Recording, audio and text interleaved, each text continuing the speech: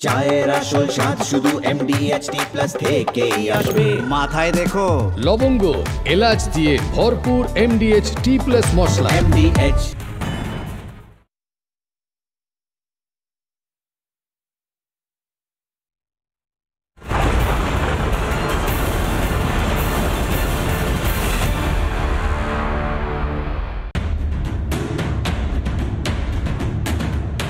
उद्यमेन ही सिद्ध्यन्ति कार्याणि न मनोरथै।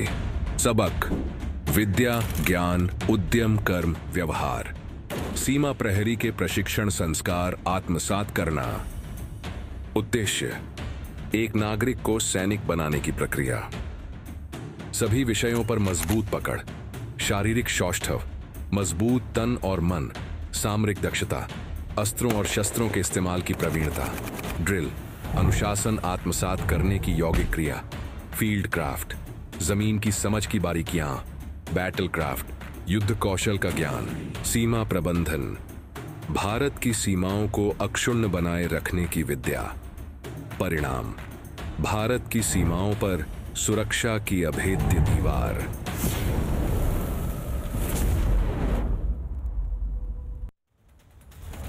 বিএসএফ এর শৌর্যের বীরত্বের যে ভিডিও দেখালাম বিএসএফ এর প্রকাশিত, তাতে স্পষ্ট হয় যে কোনো শত্রু ভারতের দিকে চোখ তুলে তাকানোর চেষ্টা করলে সেই চোখ উপড়ে নিতে পারে বিএসএফ।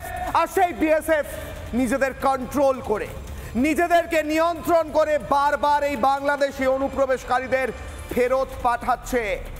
আজকে গোটা দিনে কতবার অনুপ্রবেশ করার চেষ্টা করেছে বাংলাদেশি ইঁদুররা জানেন? এই মুহূর্তের সবচেয়ে বড় ব্রেকিং নিউজ কিশোর অগ্নিবাণে, বিগ ব্রেকিং। এই মুহূর্তের সবচেয়ে বড় ব্রেকিং কিশোর অগ্নিবাণে, ফের বাংলাদেশি অনুপ্রবেশ রুখলো বিএসএফ। আজ গোটা দিন বারবার বাংলাদেশের অনুপ্রবেশের চেষ্টা, কোচবিহারের একাধিক জায়গা দিয়ে অনুপ্রবেশের চেষ্টা, বারবার চেষ্টা করছে বাংলাদেশিরা, অনুপ্রবেশের চেষ্টা করে বাংলাদেশিরা কিশোর অগ্নিবাণে। আজকের ব্রেকিং, বিএসএফ এর হাতে পাকড়াও একাধিক বাংলাদেশি। আজ সকাল থেকে কোচবিহারের 3 জায়গায় অনুপ্রবেশের চেষ্টা ব্যাহত করেছে বিএসএফ। শীতলকুচি থেকে সিতাই, সিতাই থেকে শীতলকুচি এবং অন্যান্য জায়গা বারবার অনুপ্রবেশের চেষ্টা, বিএসএফ আটকাচ্ছে, বিএসএফ ফেরত পাঠাচ্ছে। আর বিজিবি কি করছে? বাংলাদেশ বর্ডার গার্ডের কি যারা জওয়ান বলে নিজেদের, তারা কি করছে? তারা অনুপ্রবেশকারীদের আরো ভারতের দিকে ঠেলে দিচ্ছে, তারা ভারতে ঢুকতে সাহায্য করছে। 3 জায়গার ছবি, সাঙ্গারবাড়ি শীতলকুচি, মহিষমুড়ি শীতলকুচি এবং কৈমারি সীমান্ত সিতাই, প্রত্যেক জায়গায় ছবিগুলো দেখুন। আজ দর্শকরা বুঝুন বাংলাদেশের দ্বিচারিতাটা, বাংলাদেশের এই যারা ভারত বিরোধী তাদের দ্বিচারিতাটা। তারা ভারতে আসার চেষ্টা করে, তারা অনুপ্রবেশ করার চেষ্টা করে, তারপর তারা ভারত বিরোধী কথা বলে। এদের জিভগুলো কেটে নেওয়া উচিত কিনা প্রশ্ন। এই মুহূর্তে সবচেয়ে বড় ব্রেকিং নিউজ দেখাচ্ছি কিশোর অগ্নিবাণে। কিশোর অগ্নিবাণে যে ব্রেকিং নিউজ এই মুহূর্তে দেখছেন, 3টে ছবি পাশাপাশি দেখাচ্ছি, যেখানে স্পষ্ট হচ্ছে বাংলাদেশি অনুপ্রবেশ বন্ধ করছে বিএসএফ। যেখানে বিজিবি, বাংলাদেশের বর্ডার গার্ড, তারা চেষ্টা করছে এই অনুপ্রবেশকারীদের আমাদের সীমান্তে ঢুকিয়ে দেওয়ার, অনুপ্রবেশ করানোর। বর্ডার গার্ড বাংলাদেশ বলে নিজেদের, তারা কি সন্ত্রাসবাদী? তারা কেন সাহায্য করছে অনুপ্রবেশকারীদের? চুনোপুটিরা যারা বর্ডারে দাঁড়িয়ে থাকে তাদেরকে আমরা এভাবে তাড়িয়ে দিই, কিন্তু আমাদের যদি পেশেন্স, আমাদের সহ্য শক্তি যদি মাথার উপর উঠে যায়, তাহলে পরে বিএসএফ নিজেদের অনেক কন্ট্রোল করছে। কতদিন কন্ট্রোল করতে পারা যাবে জানা যায় না, কারণ ভারতের মানুষের সুরক্ষার কথা। এরপর শোনাবো একটা বাইট, সেখানে স্থানীয়রা বলছেন বিজিবি, বর্ডার গার্ড বাংলাদেশ, তারা হাত ধরে অনুপ্রবেশকারীদের ভারতে ঢুকিয়ে দিচ্ছে। কি বলছেন লোকাল ভারতীয়, শুনবো, শুনুন।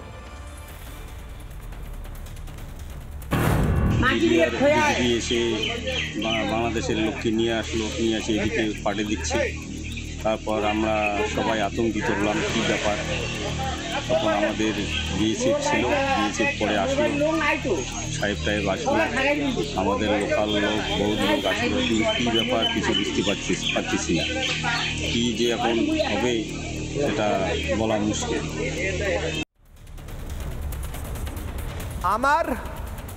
আমার চিন্তা আমাদের চিন্তা হলো আমাদের দেশ নিয়ে। আমাদের দেশের মাটি সার্বভৌমত্বের প্রতীক, গোটা বিশ্বের গণতন্ত্রের প্রতীক। সেই দেশের মাটিতে কেউ যদি চোখ তুলে তাকায়, কেউ অনুপ্রবেশের চেষ্টা করে, কেউ সন্ত্রাসবাদের চেষ্টা করে, সেই সন্ত্রাসবাদ বাদ দিয়ে দেব। তাদের চোখ গেলে নেওয়া হবে, কোমর ভেঙে দেওয়া হবে, সেটা পাকিস্তান হোক বা বাংলাদেশ। এর আগে বাংলাদেশে বসে থাকা নিজেদের রাজনৈতিক নেতা বলা কিছু ব্যক্তি বারবার বলেছে না, ভারতীয় প্রোডাক্ট বয়কট করুন, ভারতকে বয়কট করুন, ভারতের সব কিছু বয়কট করুন। আবার তোরা সুরসুর করে বর্ডারে এসে ভারতে ঢোকার চেষ্টা করিস অনুপ্রবেশের, আর ভারতের প্রোডাক্ট বয়কট করুন। ভিখারি বললে আমার মনে হয় খুব অপমানজনক হবে যারা সত্যি সেই ইকোনমিক কন্ডিশনে রয়েছেন। কারণ তোরা যারা অনুপ্রবেশকারী, যারা চেষ্টা করছিস ভারতের সার্বভৌমত্বে আঘাত হানার, আসলে এরা প্রত্যেকে সন্ত্রাসী, এরা প্রত্যেকে সন্ত্রাসবাদে মদতকারী। শোনাবো সেই বাইট, সেই বক্তব্য যেখানে এরা ভারত বিরোধিতার কথা বলে, প্রোডাক্ট বয়কট করার কথা বলে, আর তারপর ভারতের সীমান্তে এসে সুরসুর করে কখন ভারতে ঢোকা যাবে। এটা হলো এদের দ্বিচারিতা। আজকে মুখোশ খুলছি কিশলয় অগ্নিবাণে, শুনুন এই বক্তব্য। তাদের দেশের স্বাধীনতা পতাকাকে আমরা সম্মান করব, আমরা ওদের পণ্য বর্জন করব। বন্ধুরা আমার, আমরা টাঙ্গাইলের শাড়ি পরব, আমরা রাজশাহী সিল্ক পরব, আমরা কুমিল্লার খদ্দর পরব। ভারতীয় পণ্য বর্জন করতে হবে, ভারতীয় পণ্য বয়কট করতে হবে, দেশীয় পণ্য ব্যবহার করতে হবে। ভারতের প্রোডাক্ট আওয়ামী লীগ, এটাকে বয়কট করতে হবে। ভারতীয় পণ্য বর্জন করুন সবাই, ভারতীয় পণ্য বয়কট, দেশীয় পণ্য ভারতীয় পণ্য বয়কট, ভারতীয় আওয়ামী লীগকে বয়কট করতে হবে। এটা ভারতীয় প্রোডাক্ট পণ্য বর্জনের ডাক দিয়েছি।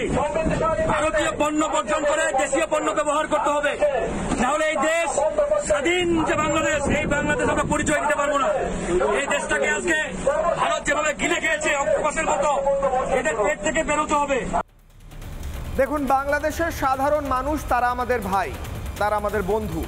বাংলাদেশকে আমরা বন্ধু দেশ বলে মানি।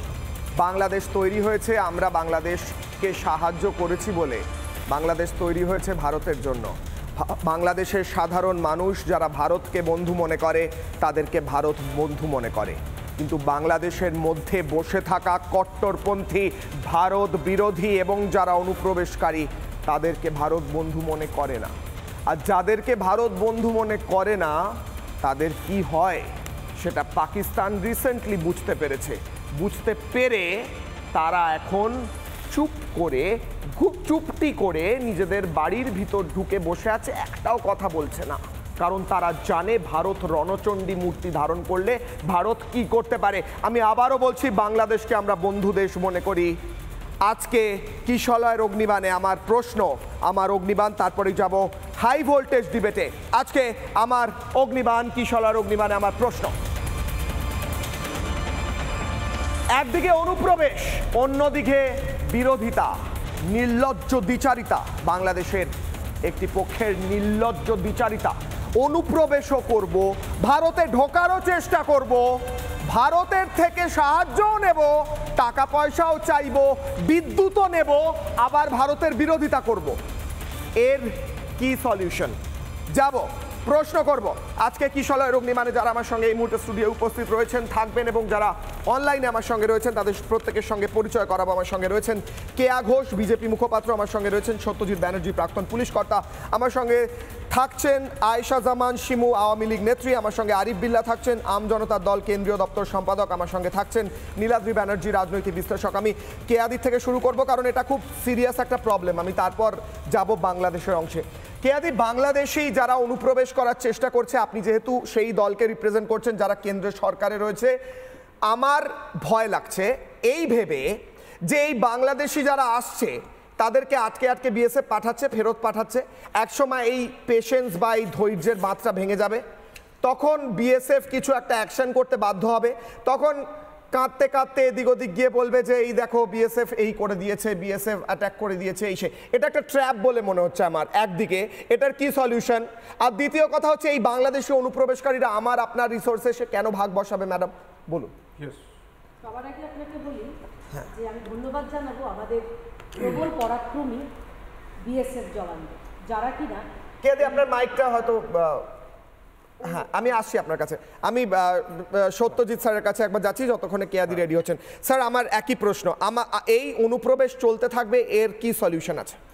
দেখুন, এই যে আপনি যেই কথাগুলো এতক্ষণ বলছিলেন একদম অ্যাকুরেট, সাধারণ বাঙালি নয় সাধারণ ভারতবাসীর মুখের কথাটা আপনি তুলে ধরেছেন আজকে ক্যামেরাতে। আজকে একদিক থেকে বাংলাদেশে দেখা যাচ্ছে যে তারা বলছে ভারতের কোনো জিনিসপত্র কিনবেন না, ভারত আমাদেরকে চুষে খেয়ে নিচ্ছে।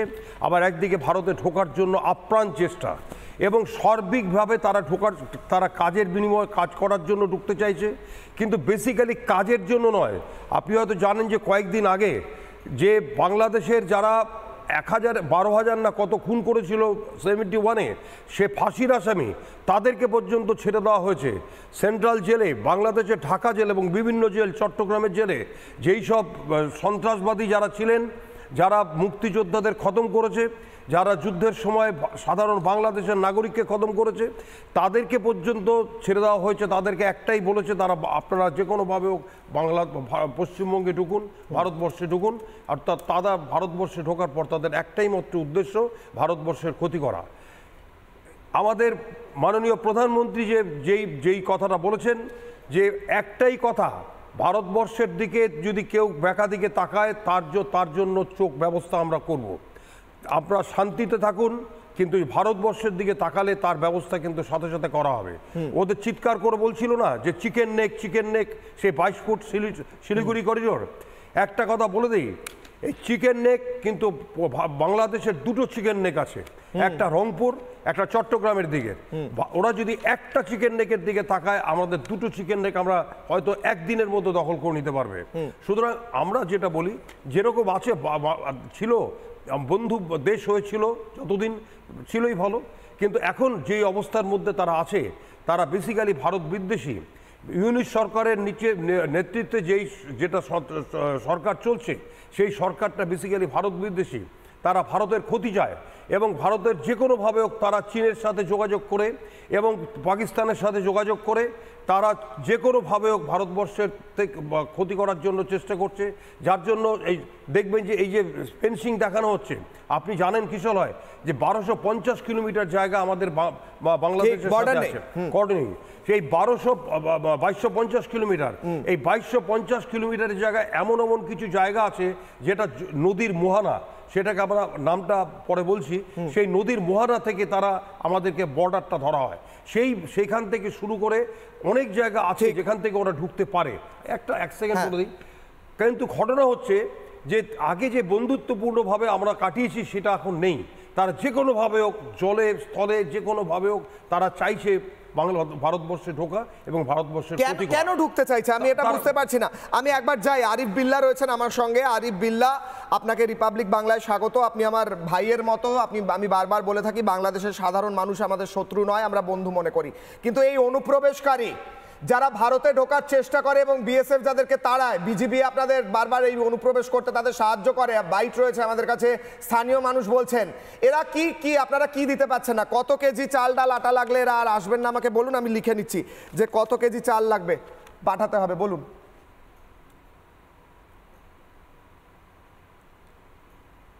আপনি মিউট আছেন আরিফ বিল্লাহ, যেমন বাংলাদেশ মিউট আছে। হ্যাঁ বলুন।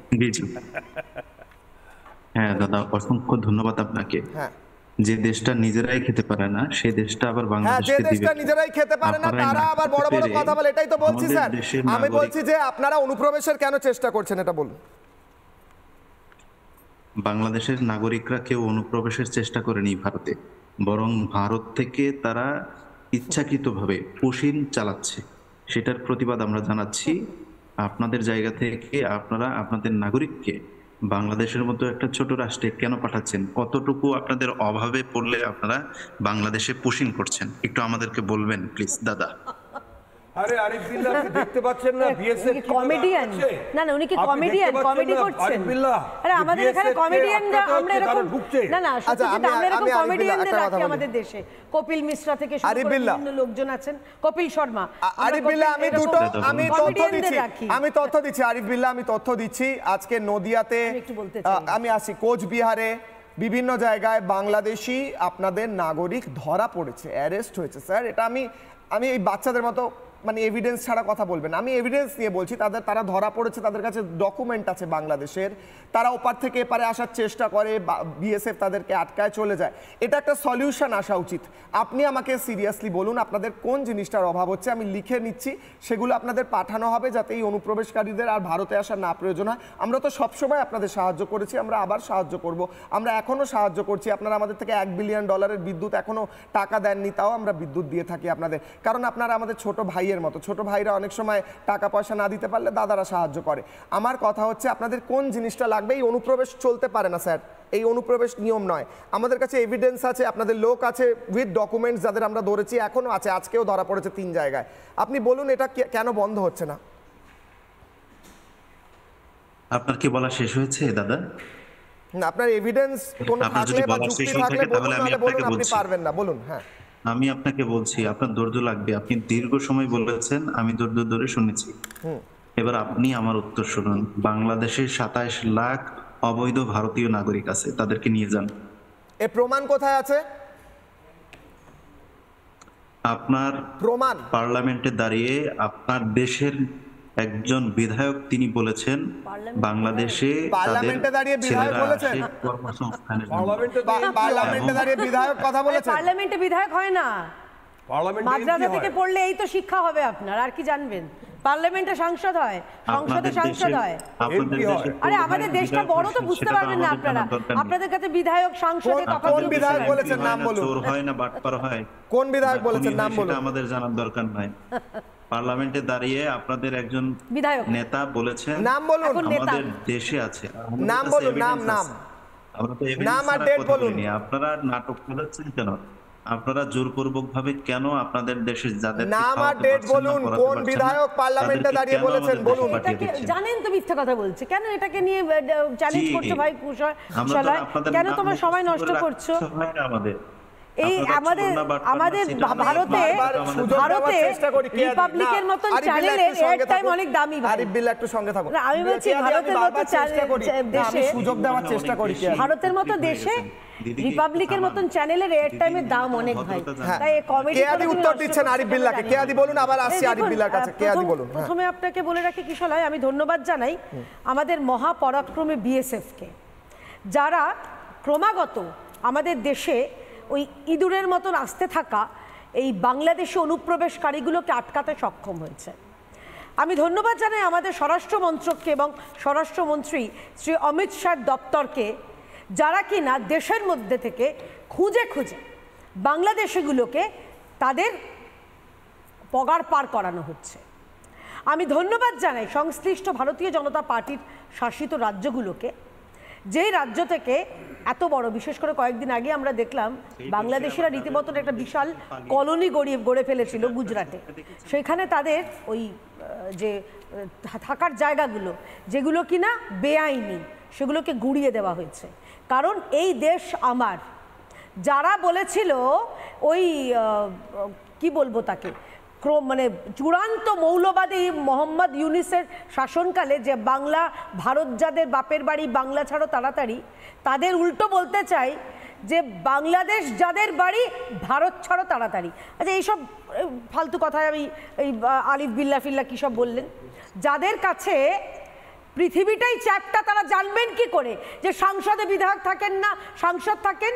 তারা জানবেন কি করে যে বাংলাদেশ থেকে লোকে যে ভারতে আসে, ভারত থেকে বাংলাদেশে যায় না, ভারত থেকে যেটা যায় বাংলাদেশে সেটা হচ্ছে কোভিডের টিকা, সেটা হচ্ছে চাল, সেটা হচ্ছে ডাল, সেটা হচ্ছে ডিম, সেটা হচ্ছে আলু।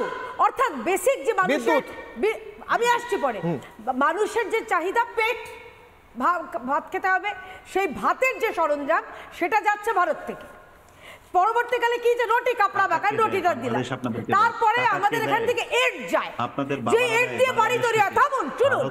আর তারপরে যেটা মাখান, বাড়ি তৈরি করতে হলে একটা বাসস্থানের ব্যবস্থা করতে হয়, বিদ্যুৎ। আরে বিদ্যুতের টাকা দেওয়ার ক্ষমতা নেই যে দেশে, আমাদের দেশ থেকে ধার করে বিদ্যুৎ নিয়ে চালাচ্ছেন, তাদের মুখে বড় বড় কথা। আপনাদের কাছে পৃথিবীটা চ্যাপ্টার, ওই চ্যাপ্টার মধ্যেই থাকবেন, বেশি দূরে যাবেন না বিল্লা সাহেব। বাংলাদেশ থেকে বেরোলে পড়ে যেতে পারেন পৃথিবী থেকে, কারণ আপনাদের ধারণা তো পৃথিবীর চ্যাপ্টার। আমার একটা স্পষ্ট কথা হচ্ছে, আপনি এই তথ্যগুলো ওই আপনাদের মানসিক যে চিন্তা ভাবনা, খেয়ালি পোলা ওর মধ্যে রাখবেন। এইসব তথ্য বলে নিজেকে হাস্যকর করবেন না প্লিজ। ভারত বাংলাদেশকে সবসময় ভালো চোখে দেখেছে। ৭১-এ আমাদের জন্য স্বাধীনতা পেয়েছিলেন, শুনে নিন, ৭১-এ আমাদের জন্য স্বাধীনতা পেয়েছিলেন, ভয় পাবেন না। যখন আমাদের ইচ্ছা, একদম আপনাদের বর্দার কি অবস্থা করেছে দেখেছেন তো? ৭ই মে আপনাদের বর্দার কি অবস্থা করেছে দেখেছেন তো? ওখানে সিঁদুর হয়েছিল, আপনাদের জন্য ইঁদুর এটা জেনে নিন। সেই দেশ নাকি আবার বড় বড় কথা বলে, কি বলছে কি বুঝতে পারছেন না। অডিওটা একটু বাড়ানো হোক আরিফ বিল্লাহ, কথা বলতে ঠিক এই গলাটাই উচিত। আপনাদের কথা মিনমিন করেই বলুন, এই কথাটাই আপনাদের জন্য ভালো। আমাদের সঙ্গে গলা উঁচু করে কথাও বলতে আসবেন না। না, আমি একবার যাব, আমার সঙ্গে দেশের মধ্যে নীলাদ্রিদা বলতে পারবে, সারা দেশের মধ্যে জিডিপি, আমাদের যে কোনো রাজ্যের 1 মাসের জিডিপি, তারা আবার আমাদের সঙ্গে নাকি কি, তারা আমাদের সঙ্গে তুলনা করছে। আমার সঙ্গে আয়েশা জামান শিমু রয়েছেন, আওয়ামী লীগ নেত্রী। আয়েশা ম্যাডামের কাছে আমি যাব। দিদি, আমার কথা হচ্ছে, আওয়ামী লীগকে যে ইউনূস সরকার ব্যান করে দিয়েছে, তারা বেআইনি ঘোষণা করেছে, সেই ইউনূস সরকারের নেতৃত্বে থাকা বাংলাদেশ, সেই সরকারটার কোনো ভ্যালিডিটি আছে কিনা আমি জানি না। সেই ইউনূসের নেতৃত্বে থাকা বাংলাদেশ থেকে বারবার অনুপ্রবেশের চেষ্টা বিএসএফ আটকাচ্ছে। সেই ইউনূসের নেতৃত্বে থাকা বাংলাদেশের একটি অংশ, তারা ভারত বিরোধিতা করছে, ভারত বাংলাদেশকে এখনো বন্ধু মনে করে। কিন্তু এই বিরোধিতা চলতে থাকলে ম্যাডাম আমাদের তো ব্যবস্থা নিতে হবে, মানে এটা তো একটা লিমিট থাকে সবকিছুর। ম্যাডাম বলুন। দাদা ধন্যবাদ দাদা ধন্যবাদ। এটা আজকে থেকে তো হচ্ছে না, এটা দীর্ঘদিন থেকে একটা, যে বাংলাদেশ ভারত বিশেষ করে দেশ আমাদের স্বাধীনতা সংগ্রামের পর থেকে আমি আমার বাবার মুখ থেকে শুনে আসছি, বা যা দেখেছি ৭৫ বঙ্গবন্ধুকে সপরিবার হত্যার পর থেকে, বা ওনাদের একটা ক্রোধ ছিল যে একটা গ্রুপ যারা চায় নাই বাংলাদেশটা স্বাধীন হোক, তারা অলওয়েজ ভারত বিরোধী ছিল এবং ভারত বিরোধী কথা বলেছেন। ওনারা সবকিছু অস্বীকার করেছেন। কেউ বলেছে 2 জন রেপ হয়েছে, এগুলো আপনারা দেখেছেন প্রপাগান্ডা আমাদের বাংলাদেশে চলে আসছে।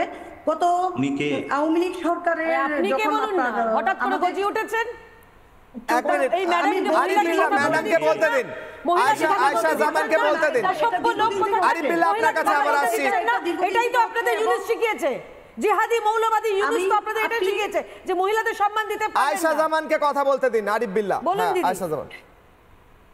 আচ্ছা আরিফ ভাই, আপনি একটু প্লিজ কাইন্ডলি একটু চুপ করেন, আমি একটু বলছি। আসলে দাদা শুনেন, প্রতিবেশীর সাথে কখনো ঝগড়া করে, কখনো ঝামেলা করে কিন্তু থাকা যায় না, সেখানে কিন্তু কেউ শান্তি পায় না। আমরা মনে করি ভারত থেকে আপনার ৪৭ দেশ ভাগের পর কিন্তু আলাদা হয়েছে পূর্ব পাকিস্তান, পশ্চিম পাকিস্তান। সেখান থেকে আমরা স্বাধীন হয়েছি, আমাদের একটা স্বাধীন সার্বভৌমত্ব, আমাদের একটা সীমারেখা কাজ করে, আমরা স্বাধীন, এতটুকু আমরা বলতে পেরেছি। একটা আমরা কি বলবো, আসলে স্বাধীনতার যে কি মর্ম, এটা আসলে তো অনেকে যারা এই প্রজন্মে এসছেন, তারা কিন্তু স্বাধীনতা ৭১ যারা দেখেন নাই, বা যাদের পূর্বপুরুষরা কেউ এটার সাথে জড়িত ছিলেন না, বা যারা দেশটা স্বাধীন হোক চায় নাই, তারা কিন্তু এখনো সেই প্রপাগান্ডাটাই চালিয়ে যাচ্ছে যে পাকিস্তান আর আমাদের ৭১ যুদ্ধ নাকি পাকিস্তান ভারতের হয়েছিল। তো ভারত আর পাকিস্তানের যদি হয়ে থাকে যুদ্ধ, মানে বাংলাদেশের সাথে হয় নাই যুদ্ধটা, ওরা এটা প্রুভ করতে চাচ্ছে। এখন আমার প্রশ্ন, এখন মুসলমানের তকমা যেটা দিচ্ছে, সেটা যে একজন মুসলিম আরেকজন মুসলিম ভাই, পাকিস্তান আমাদের মুসলিম। আরে ভাই, ৭১ যখন দেশ স্বাধীন হলো, যখন 2 লক্ষ মা বোনের ইজ্জত এবং কত ভয়ঙ্কর ভাবে এদেরকে হত্যা করছে। আমার বাবা ফ্রিডম ফাইটার ছিলেন, আমার বাবা বলেছে কিভাবে নারীদেরকে উদ্ধার করেছে, কি অবস্থায় সেখান থেকে বের করে এনেছে, এই প্রজন্ম দেখে নাই। আর 53 বছর হয়ে গেছে, তো আসলে ওনারা ইমাজিনই করতে পারতেছে না। আর প্রতিবেশী একটা রাষ্ট্রের সাথে কিভাবে ভালো ব্যবহার করতে হবে, কিভাবে কথা বলতে হবে। আপনাদের সাথে এখানে ভারত বিরোধী আন্দোলন করে, ভিতরে গিয়ে আপনাদের সাথে লাইন দেয় যে আপনাদের বিজেপি নেতা। আমি অনেক ছবি আমরা পেয়েছি এগুলি, যে আমরা এগুলি নিয়ে লেখালেখি করেছি, যে আপনারা যদি ভারত বিদ্বেষী হন, তাহলে আবার ভারতের কাছে কেন যাচ্ছেন? ভারতের কাছে তো যাওয়ার প্রয়োজন নাই, আপনারা আপনাদের মতো করে থাকেন না। তো এখন আমরা যদি কথা বলতে চাই, আমরা ইন্ডিয়ার হয়ে যাই। আমরা যদি এখন সত্য কথাটাই বলতে চাই যে এখন কোনো ঝামেলায় বাংলাদেশ জড়াবে, বা বাংলাদেশের যে ক্রাইসিস, আপনারা কেউ বাংলাদেশে থাকেন না দাদা, আপনারা বুঝতে পারছেন না। যারা বাংলাদেশে থাকতেছে, প্রতিটা মুহূর্ত তাদের দম বন্ধ করার মতো অবস্থা হয়ে গেছে। কি এক অবস্থা, ছোট ছোট বাচ্চা ছেলেরা মায়ের মতো নারীদেরকে পর্যন্ত গায়ে হাত দেওয়ার মতো মানে দ্বিধাবোধ করতেছে না। কি বলবো আমি আপনাকে, আমার বয়সটা তো কম হয়নি, 49 বছর বয়সে আমি কখনো এই প্রেক্ষাপট আমার চোখে পড়ে নাই যে বাংলার মাটিতে এই অবস্থা। আমরাও তো বিরোধী দলে ছিলাম সব সময়, বা 15 বছর আমাদের সরকার ক্ষমতায় ছিল, আমরা তো কই এই জিনিসগুলি কখনো করি নাই।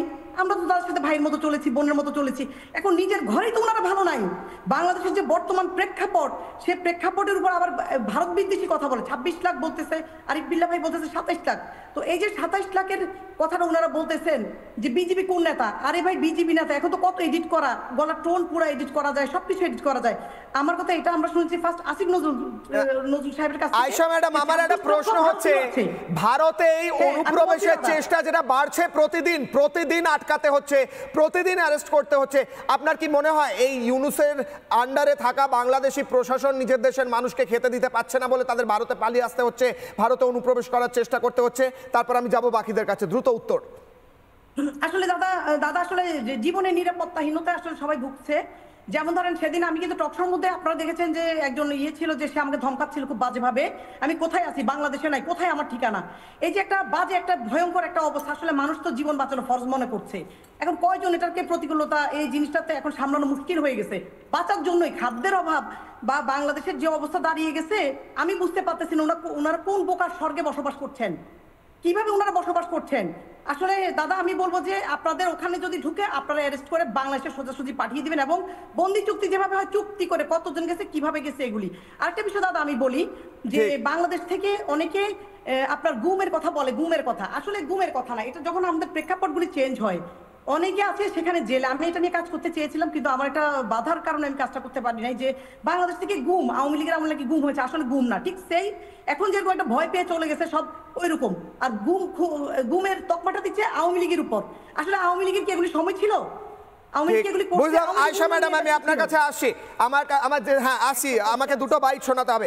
আমি প্রথমে শোনাবো আজকে সেই বাইটটা কিছুদিন আগের প্রধানমন্ত্রী যখন এয়ারফোর্স বেসে গেলেন, সেখানে গিয়ে স্পষ্ট ভাষায় যেখানে আর্মিকে অর্থাৎ দেশের সেনাবাহিনীকে, এয়ারফোর্সকে প্রশংসা করলেন, একইভাবে বিএসএফকে প্রশংসা করলেন। কি বললেন প্রধানমন্ত্রী বিএসএফ এর বীরত্ব নিয়ে, বিএসএফ এর শৌর্য নিয়ে? শুনুন। आप सभी वर्तमान के साथ ही देश की आने वाली पीढ़ियों की और उनके लिए भी नई प्रेरणा बन गए।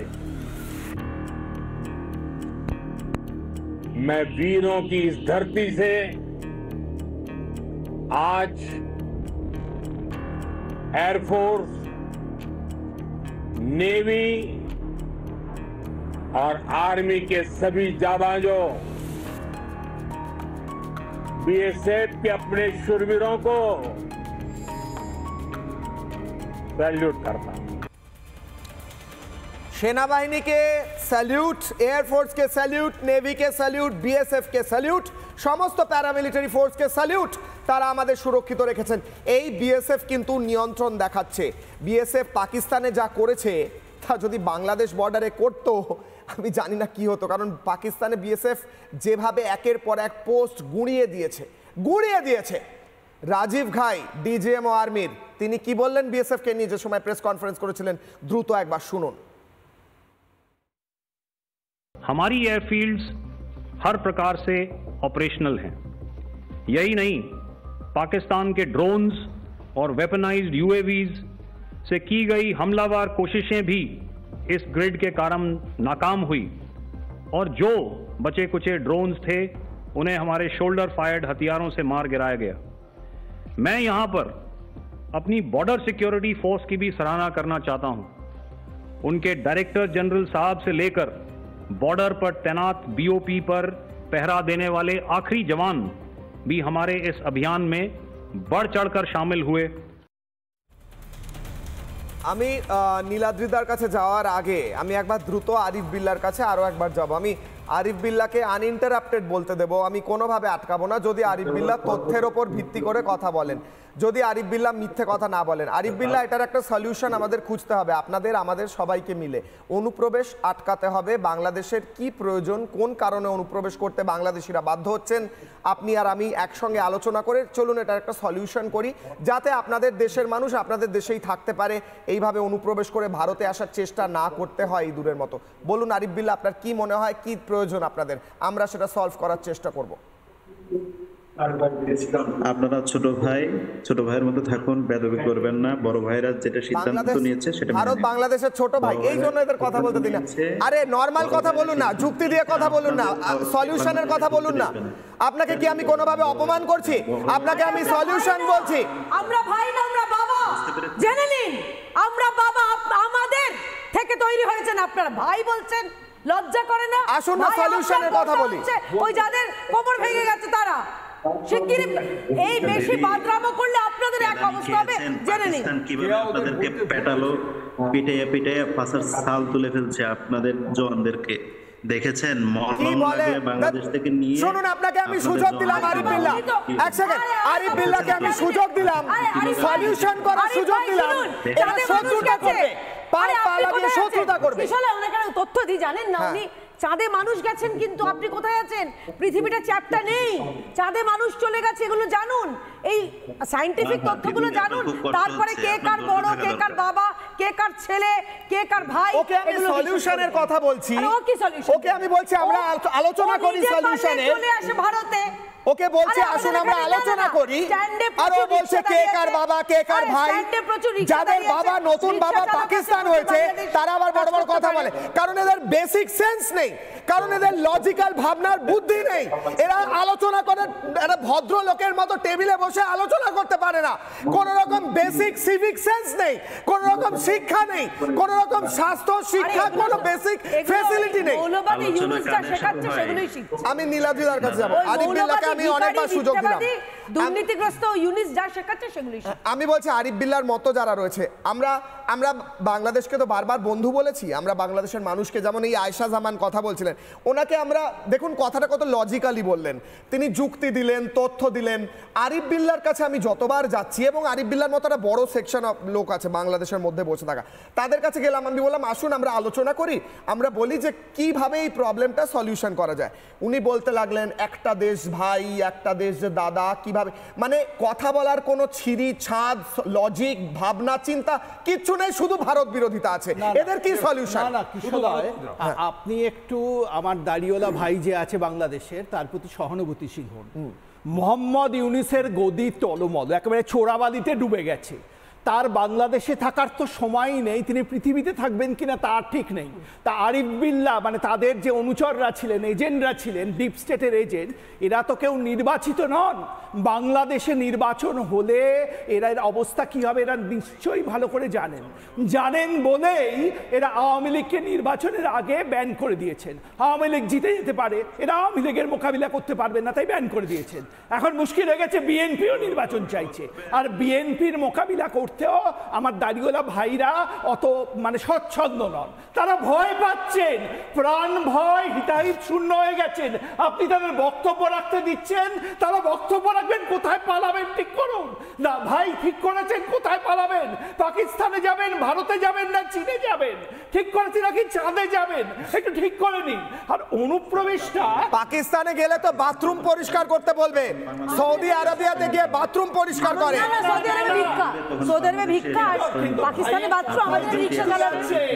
ভাই বলছেন এই কি যেন বলে ভারতের লোক নাকি বাংলাদেশে যাচ্ছে। আচ্ছা ভাবুন, পৃথিবীতে এই অনুপ্রবেশটা সারা পৃথিবীর সমস্যা। আমরা জানি সিরিয়া থেকে মানুষ জার্মানিতে গেছে, জার্মানি থেকে সিরিয়ায় গেছে শুনেছেন, মেক্সিকো থেকে লোকে আমেরিকা গেছে, আমেরিকা থেকে মেক্সিকোতে গেছে শুনেছেন। তাহলে ভারত থেকে এই দাড়িওয়ালা ভাইদের দেশে কেন যাবে, যে দেশে কোনো সরকার নেই, সরকারের নামে ডিপ স্টেটের কিছু এজেন্ট ক্ষমতা দখল করে বসে আছে, যারা নির্বাচিত নয়, কোনোদিন নির্বাচিত হবেও না। আর ভাবুন, ভারতে যদি 2029-এর নির্বাচনের আগে কংগ্রেস দলটাকে ব্যান করে দেওয়া হয়, আপনারা এই সমালোচনা করবেন, তাহলে বাংলাদেশে এই নির্বাচনের আগে যখন নির্বাচনের দাবি উঠছে, তারা বলছে আওয়ামী লীগ যারা কি একেবারে হেরে যাবে, কেউ মানছে না, আওয়ামী লীগকে ব্যান করে দিলেন। তার মানে তারা ভয় পাচ্ছেন। এই ভীতু মেরুদণ্ডহীন মানুষগুলো, বা মানুষ বলা যায় কিনা, উনি মানুষ কিনা আমি জানি না, মানুষের মতো দেখতে। কিন্তু স্যার আমাদের সলিউশনটা কি? এদের তো এভাবে আসতে দিলে চলবে না। আলোচনা হবে না। আপনি মাওবাদীদের সাথে আলোচনা করেন, আপনি মাওবাদীদের সাথে আলোচনা করেন, মাওবাদীদের যে সলিউশন আমার দাড়িওয়ালা ভাইদের সেই সলিউশন। একটাই ভাষা তারা বোঝেন, সেই ভাষায় বিএসএফ জবাব দিলে, সেই ভাষায় আমাদের বাহিনী জবাব দিলে তারা বুঝে যাবেন। কোনো আলোচনার দরকার হবে না, পায়ে এসে পড়বেন, পরের সময় দেখবেন আপনি রুমাল নিয়ে বসবেন। দেখুন, আচ্ছা সত্যজিৎ স্যার হাত আছে, একবার শুনুন স্যার বলুন না, তারপরে একটা দেখুন না, আমার সলিউশন চাই স্যার, এই অনুপ্রবেশ হলে চলবে না। এই সলিউশন যদি করতে হয়, একমাত্র সাধারণ বাংলাদেশের নাগরিককে এগিয়ে আসতে হবে। তারা জোটবদ্ধ হয়ে বলবে যে আমরা ভারতবর্ষে ঢুকবো না, বাংলাদেশের মধ্যেই থাকবো এবং বাংলাদেশের বাইরে আমরা কোথাও যাব না। যদি বাংলাদেশের ওখানে আপনাদের নেতারা ওখানে গার্ড করে রাখুন এবং যারা বাংলাদেশের দিকে চোরাগুপ্তা পথে এগোবে তাদেরকে ধরে ধরে বাংলাদেশের মধ্যেই নিয়ে যেতে হবে। এবং বিএসএফ বাহিনী যাকে ভারতবর্ষের প্রধানমন্ত্রী স্যালুট জানাচ্ছে সবাই, এবং ভারতবর্ষের আপামর জনগণ স্যালুট দিচ্ছে সেই বিএসএফ, যারা 50 কিলোমিটার পর্যন্ত গার্ড করে রাখে গোটা পশ্চিমবঙ্গের এবং ভারতবর্ষের, তাদের একটা কথাই শুধু বক্তব্য, তাদের সবক শেখানো দরকার আছে যারা ঢুকবে। অনুপ্রবেশকারীকে যদি সবক না শেখানো যায়, অনুপ্রবেশকারীরা যদি বুঝতে পারে যে আমরা এখান থেকে ঢুকলে আবার আমাদেরকে এমনি ছেড়ে দেওয়া হবে কিংবা ডাল ভাত খাওয়ানো হবে, তা নয়, নর্মাল ভাবে নয়, সবক দিয়ে ঠেকাতে হবে। এটাই হচ্ছে। দেখুন কি অবস্থা। আমি একটা রুমাল এনেছেন আপনি, একটু অফার করুন। আরিফুল্লাহ কাঁদছেন, ভাই আমরা পাশে আছি বিপদের মুহূর্তে। আরিফুল্লাহ কেঁদে ফেলেছেন আজকে রিপাবলিক বাংলার পর্দায় এসে, আরিফুল্লাহ কেঁদে ফেলেছেন চোখের সামনে, আরিফুল্লাহ কেঁদে ফেলেছেন। আমরা চাল পাঠাবো, চাল না, না কলকাতায় ওনার জায়গা নেই, আরিফুল্লাহ জায়গা নেই। আচ্ছা আমি সিরিয়াস কথা বলতে চাই। দেখুন, হ্যাঁ সিরিয়াস কথা ম্যাডাম, এটা সলিউশন চাই। প্রতিদিন পহেলগামে পাকিস্তানি সন্ত্রাসবাদী দেখছেন, পহেলগামে 22 তারিখে পাকিস্তানি সন্ত্রাসবাদীরা যে নারকীয় কাণ্ড ঘটিয়েছিল, তারপরে ভারত সরকারের যে কঠোর সিদ্ধান্ত যে পাকিস্তানি যারা রয়েছেন আমাদের দেশে তাদেরকে তৎক্ষণাৎ দেশে ফেরাতে হবে। আমরা দেখেছি বিভিন্ন জায়গা থেকে তারা যাদের ভিসা ছিল তারা একেবারে বিভিন্ন বর্ডারে গিয়ে দাঁড়িয়েছিল, লাইন দিয়েছে পাকিস্তানে ফিরে যাবে। কি আশ্চর্য ব্যাপার জানেন তো কিশোরয়, পাকিস্তান সরকার বলছে আমরা ফেরত দিতে পারবো না। নেবে কি করে? যাদের আটার কেনার টাকা নেই, যাদের ওই ট্যাঙ্ক যেগুলো যুদ্ধের ট্যাঙ্ক সেখানে পেট্রোল ভরানোর টাকা নেই, সরকার বলছে যে চা খাবেন না সরকারি অফিসে, সেই চা কেনার টাকা নেই। এই মতো অবস্থায় পাকিস্তানেরই যদি ওই অনুপ্রবেশকারী বলুন বা যারা ভিসা নিয়ে বৈধভাবে এসছে নিজের দেশের নাগরিক, তাদের যদি ফেরাতে না পারেন তাহলে বাংলাদেশের কি অবস্থা বুঝতে পারছেন তো? বাংলাদেশের আরো খারাপ অবস্থা। এদের বর্দাকে দেখে শিখুন। আর তাদের আরেকটা কথা খুব ইন্টারেস্টিং, এক্ষুনি আপনি যেটা খুব ইন্টারেস্টিং কথা বললেন, যেটা মাননীয় প্রধানমন্ত্রীর যে বক্তব্যটা তুলে ধরলেন, যেখান থেকে বলেছিলেন, কোথা থেকে না আদমপুর এয়ারবেস থেকে। কোন আদমপুর এয়ারবেস? পাকিস্তানিরা, যেটা উনি বললেন বড় ভাই ছোট ভাই কে কি হয়েছে ওনাকেও বলে দিই, পাকিস্তানিরা বলেছিল আদমপুর এয়ারবেস খতম কর দিয়া, S-400 সুদর্শন কো খতম কর দিয়া। ঠিক মোদিজির পেছনে S-400 দাঁড়িয়েছিল আর মোদিজি আদমপুর এয়ারবেসে বসে পাকিস্তানকে আরো একটা থাপ্পড় মেরে বললেন, দেখ মিথ্যেবাদী, তোরা যা বলিস সব মিথ্যে। তাই বাংলাদেশি ভাইকে বলছি যে এত মিথ্যে বলবেন না, যে নিজের হাস্য। শুনুন না, আপনারা সোশ্যাল মিডিয়াতে চমৎকার আমাদের এন্টারটেইন দেন, শুনুন না, চমৎকার আমাদের হাসান। খুব মুড খারাপ থাকলে আপনাদের ওই পোস্টগুলো দেখে আমরা হাসি। বললাম তো কমেডি আমরা। ব্রেকিং নিউজ আছে, ব্রেকিং নিউজ আছে। তার আগে আমি একবার একটা তথ্য জানিয়ে রাখি, মানে সবাই জানেন হয়তো, ইন্টারনেটে দেখেছেন, আসিম মুনিরকে শাহবাজ শরীফ একটা ছবি গিফট করেছেন যে পাকিস্তানের জয় হয়েছে, সেই ছবিটা হচ্ছে 2019 সালের চায়নায় হওয়া একটি মিলিটারি ড্রিলের ছবি। সত্যি বলছি, অফিসিয়ালি একটা ছবি গিফট করেছে, আপনি যে কেউ গুগল সার্চ করলে দেখতে পাবেন। অফিসিয়ালি শাহবাজ শরীফ পাকিস্তানের প্রধানমন্ত্রী তাদের সেনা প্রধান আসিম মুনিরকে ছবি গিফট করছেন, ছবিটা হাতে ধরে ছবি তুলছেন, যেখানে ছবিটা হচ্ছে আসলে 2019 সালের চায়নার একটি আর্মি ড্রিলের ছবি, সেটা নাকি পাকিস্তানের জয়ের ছবি। এতটা নির্বোধ, এতটা নভিস, এতটা গণ্ড মূর্খ একটি দেশ, তাদের আবার একটি দোসর হয়েছে, সেই দোসরদের কি হয় সেটাই দেখার। আমার কাছে এই মুহূর্তে ব্রেকিং নিউজ আছে, বিএনপির একটা বিশাল র্যালি হচ্ছে বাংলাদেশে, বিএনপির আজকে বিশাল র্যালি হয়েছে। তারপরে আমি দ্রুত একবার প্রত্যেকের কাছে যাবো। কিশোরের অগ্নিবাণ এই মুহূর্তে ব্রেকিং, বাংলাদেশে ভোট নিয়ে টালবাহানা, তার মধ্যেই বিএনপির বিশাল র্যালি হয়েছে, বিশাল মিছিল হয়েছে এবং ক্ষুব্ধ রয়েছে বিএনপি। ইউনূস ভোট করাচ্ছে না, চেয়ার আঁকড়ে বসে রয়েছে। ইউনূস চেয়ার আঁকড়ে বসে থাকায় বিএনপি রাস্তায় নেমেছে। বাংলাদেশে ভোট নিয়ে টালবাহানার পরেই বিএনপির বিশাল মিছিল, ভোট চাইছে বিএনপি এবং বিএনপি যারা যুব সম্প্রদায়, যারা যুব মেম্বার্স, তারা মিছিল করছে। অন্যদিকে আওয়ামী লীগকে তো ব্যান করেই রেখেছে, এবার বিএনপিকেও কি ব্যান করে দেবে ইউনূস? প্রশ্ন থাকছে কিশোরের। দ্রুত একবার ফিরবো, একবার প্রত্যেকের কাছে যাওয়ার চেষ্টা করবো। আমি প্রথমে আয়েশা ম্যাডামের কাছে যাবো। ম্যাডাম, বিএনপি রাস্তায় নেমেছে, মিছিল করছে, একদম 10 সেকেন্ডে আপনি কি বলবেন? জি দাদা দেখেছি আজকে আমি এটা, কিন্তু ওনারা তো নির্বাচন নিয়ে একবার বলছে ডিসেম্বর, একবার বলছে যে জুন। আসলে বিএনপি বুঝতেই পারছে না যে খেলাটা কি হচ্ছে। আওয়ামী লীগের খুব দ্রুত করে আওয়ামী লীগের নিবন্ধন বাতিল করে নেয়, কার্যক্রম বন্ধ করে দিয়েছেন ওনারা। আমরা যেন মাঠে না নামতে পারি, আমরা যেন প্রতিবাদ না করতে পারি, আমরা কোনো কিছু নিয়ে কথা বলতে পারবো না। ওনারা টোটালি আইন পাশ করে, কালো আইন পাশ করে ওনারা এটা চাপিয়ে দিয়েছেন। তারপর আমরা যে সরকার, অবৈধ সরকার, যে নির্বাচিত সরকার না, যে নির্বাচন করেছে আইনি, যে নিজে অবৈধ সরকার দাদা, যার নিজের জন্ম পরিচয় নাই, সে আমাদের নিবন্ধন কিভাবে বাতিল করে? অন্য আরেক ঠিক, আমি 10 সেকেন্ড দেবো আরিফ বিল্লাহকে, কিন্তু ভারত বিরোধী কথা বললে আটকে দেবো। আপনি লজিক্যাল কথা বলুন, কবে নির্বাচন হচ্ছে, কবে আপনারা অনুপ্রবেশ বন্ধ করছেন? আরিফ বিল্লাহ 10 সেকেন্ড, ভারত বিরোধী কথা বললে আটকে দেবো। 10 সেকেন্ড। আমি খুব ভারতের গুণগান গাই, ভারত খুব ভালো মানুষ, সেই জন্য তাদের দেশ থেকে যেগুলো আমাদের দেশে আসার চেষ্টা করছে, ঠিক বলেছেন, এগুলো আমরা পাঠাচ্ছি, আরো পাঠাবো, আপনারা অনুপ্রবেশ বন্ধ করুন। দেখুন, আমাদের মন অনেক বড়, আমরা ন্যাচারালি কেউ দরজায় যদি ভিক্ষার থলি নিয়ে দাঁড়ায় তাদের ভিক্ষা দিই, কিন্তু অন্যদিকে আমার অবাক লাগছে একজন অর্থনীতিবিদ নাকি তিনি ক্ষমতার লোভে চেয়ার আঁকড়ে বসে আছেন, আর নির্বাচিত সরকার যাদের নেতৃত্বে, যে সরকারের চরম আত্মত্যাগের কারণে 71-এ তারা স্বাধীনতা পেয়েছিলেন, সেই সরকারকে তারা বলে দিচ্ছেন যে এই সরকার, এই রাজনৈতিক দলটা তারা ভ্যালিড নয়। ভাবতে পারছেন গণতন্ত্রের কথা?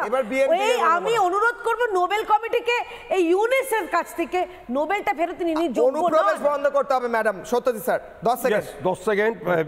অ্যাকচুয়ালি ইউনূস যিনি রয়েছেন, তার রাশিয়ান ওয়াইফ প্রচন্ড পরিমাণে অসুস্থ রয়েছেন, তার দেখার প্রি নিয়ে উনি বাংলাদেশ ছাড়তে চাইছেন, অর্থাৎ বাংলাদেশ থেকে যে কোনো ভাবে উনি পালিয়ে যেতে চাইছেন এবং আগামী দিনে অনুপ্রবেশকে যদি বন্ধ করতে হয়, ইউনূসকে দাঁড়িয়ে বন্ধ করতে হবে। না, ইউনূসকে সরাতে হবে স্যার, ও থাকলে পরে হবে না।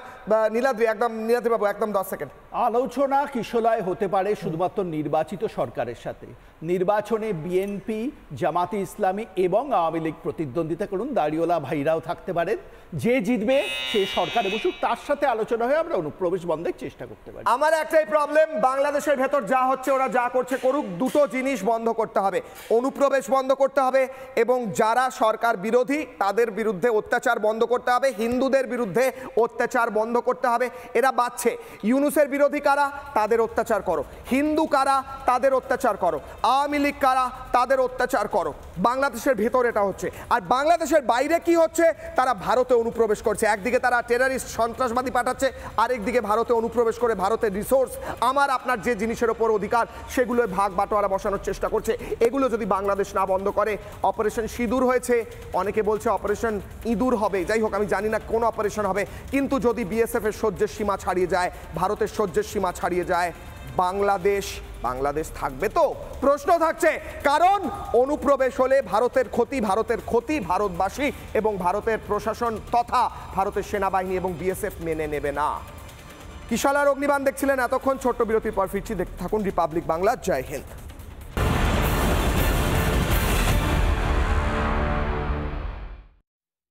MDH দম আলু, ডাল তড়কা এবং মাশরুম মশলা। MDH দিয়ে রাঁধলে খাবার হবে মজাদার। MDH আপনাকে সর্বদা নতুন স্বাদ দিতে প্রতিবদ্ধ।